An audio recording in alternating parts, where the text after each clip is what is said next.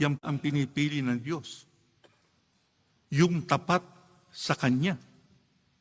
Kaya kung tayo ay sumasampalataya, na tayo ay pinili ng ating Panginoong Diyos sa gawain ito, may kinakailangan makita sa atin yung katapatan tulad ng nakita ng ating Panginoong Diyos kay David.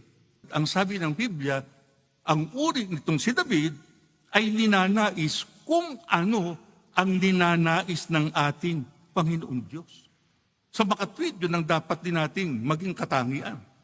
Hindi yung nais natin ang dapat na masunod, kundi kung ano yung ninanais ng ating Panginoong Diyos, yun din ang dapat nating naisin. Si David, katulad talaga ng Panginoong Diyos sa damdamin. Katulad din siya ng ating Panginoong Kristo sa damdamin, sa pagmamahal.